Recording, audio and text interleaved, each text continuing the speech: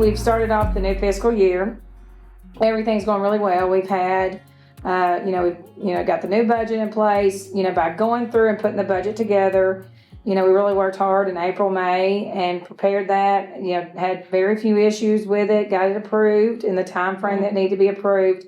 I learned a lot by doing the budget. A lot of people, we brought each director in here. We talked about their budgets. We talked about what numbers they needed to be at in order to achieve what they need to achieve. And I feel like the budget we have now is a real working budget. And I've compared years past of spending and everything. I've done a review also of our final numbers. And I feel like we're pretty much on track as to what it was in comparison. And I think that, what we have in plan and what we've brought in and increased will be able to allow us to do more. Our property taxes of what we survive on continue to grow because we have growth here in Barren County. So we're able to do a little bit more. And also through example, our Parks and Rec program, we've been doing a lot more through that, taking on opportunities to bring in some more income, by offering, whether it be concessions at our soccer complex, offering more opportunities to use the fields in July.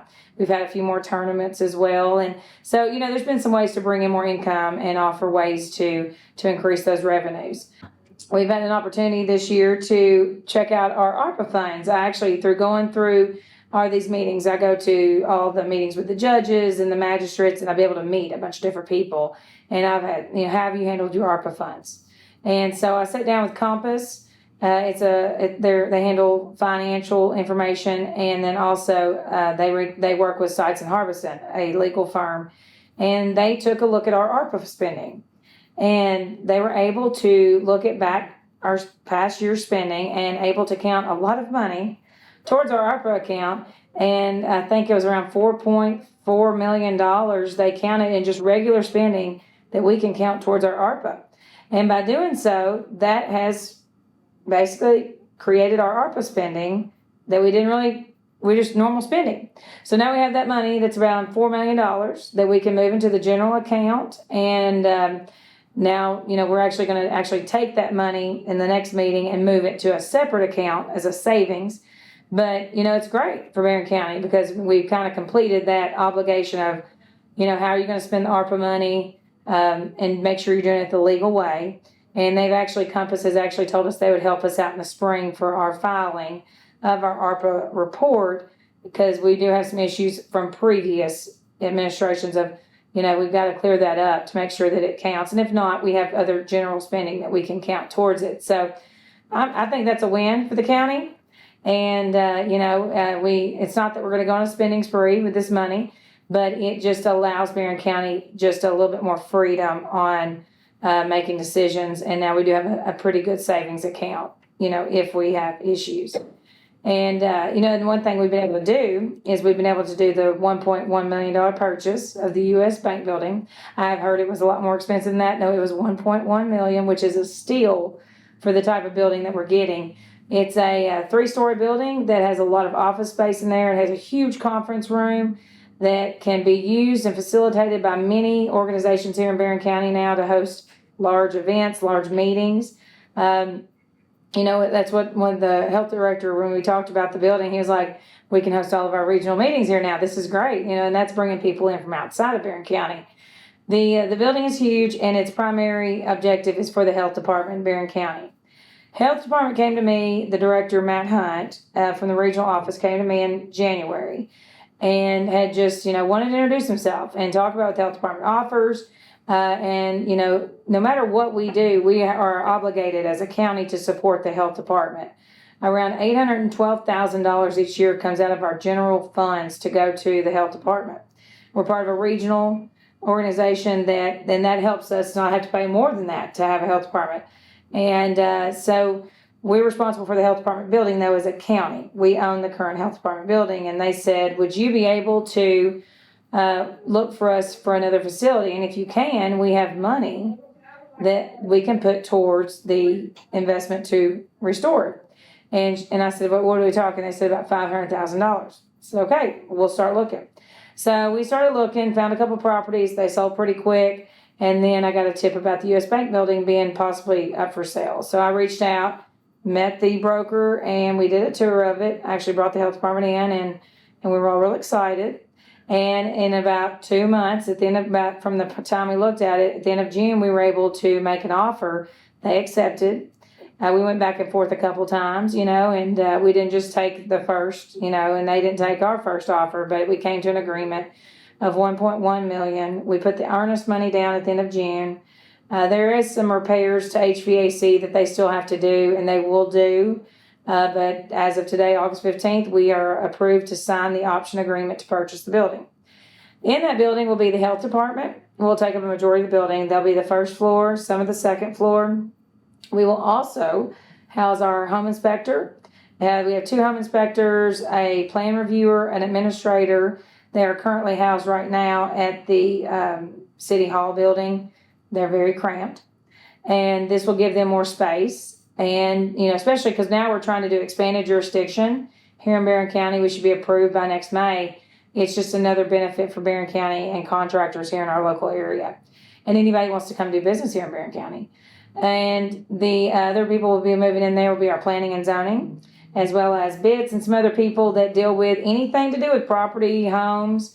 We've talked with different individuals like our property value administrator and different people to see who else wants to go in that building. So there's a lot of space even still open. And we've got rental agreements that we have, people that rent maybe an office there that we're looking to work with. And then we have people that rent parking spaces.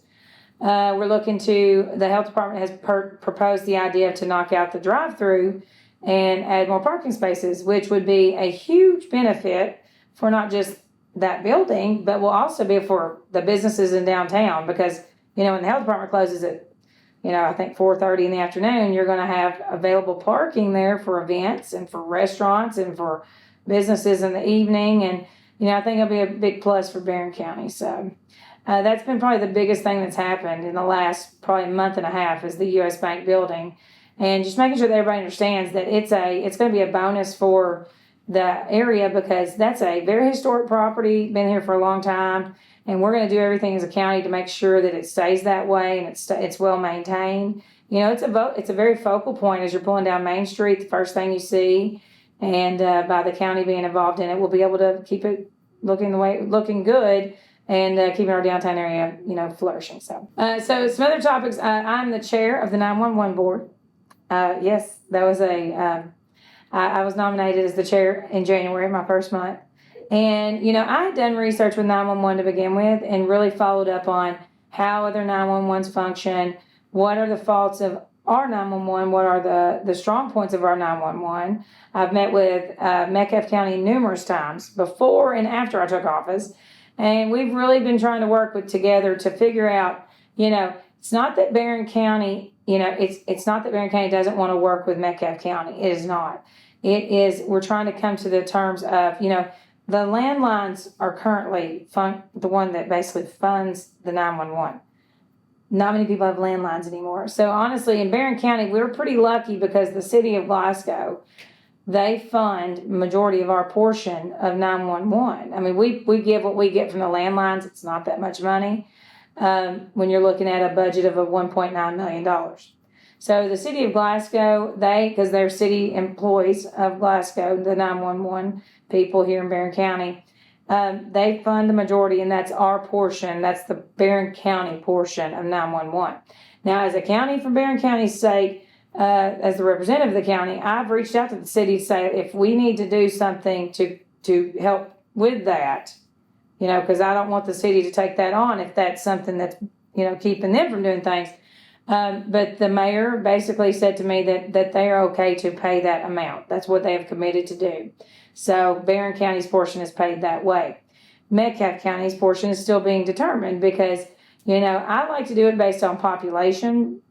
And, if you were to do things on population, Metcalfe County's portion would be 18% of the bills that the 911 center here handles.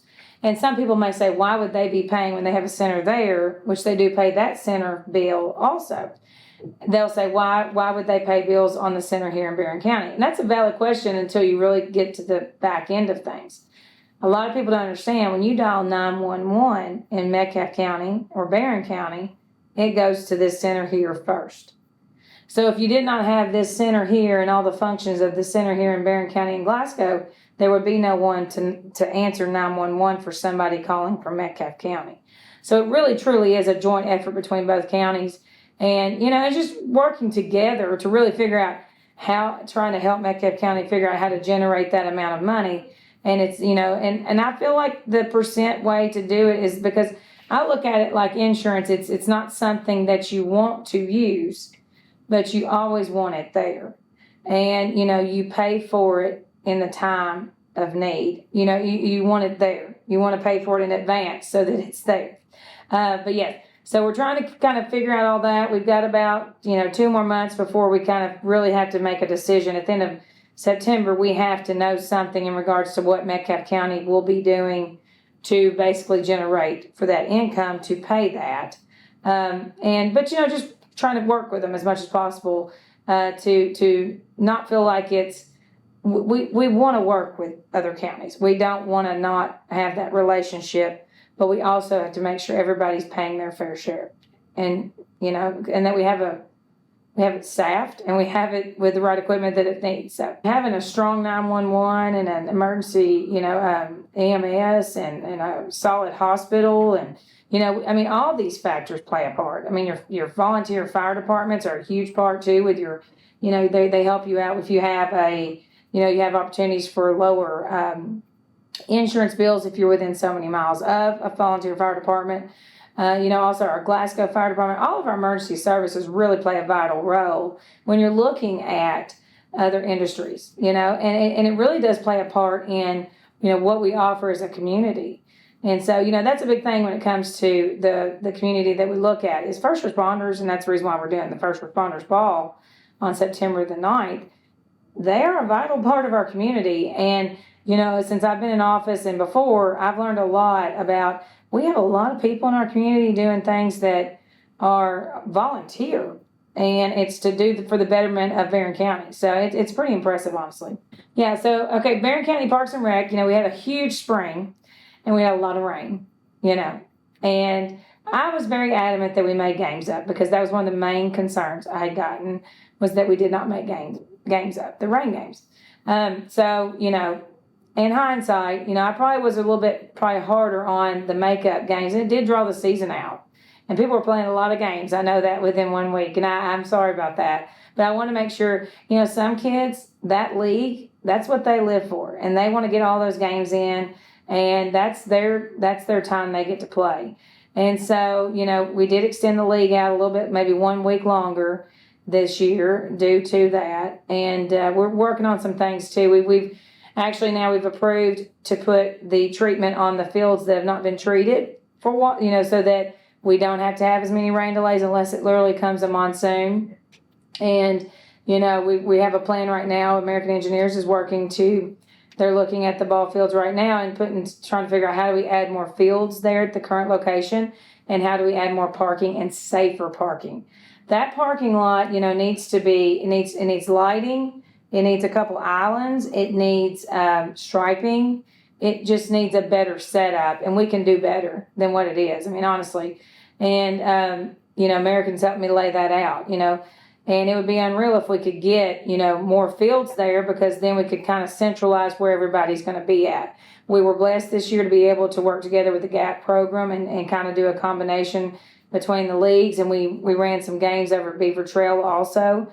In our spring league, we almost have to do that because it's so large. In the fall, we don't have that opportunity because, soccer plays at Beaver Creek and, but we were able to work it out. Right now, we're actually looking to add an additional parking for our football program there and maybe a separate entrance for the football so that everybody can pull in into their designated sport. We don't have a backup and everybody has their own kind of parking area, and we really separate the areas. Because that's the biggest problem is when everybody's there at one time. But if everybody focuses on their areas, football parking is here, baseball parking is here, then it works. But yes, we're trying our hardest to make it easier on everybody when they go to visit these parks. We've added levels of transportation from the parking lot to the ball fields. We're adding opportunities more in the concessions, hoping to provide more opportunities. We have some surprises coming in the spring of 2024 for Jackie Browning Park. It will be a very big added bonus. We're looking at shade structures. We've already been approved to purchase a playground that I got a grant for. We got a half 50-50 grant with Little Tykes. So we're getting a $90,000 playground equipment for about $45,000.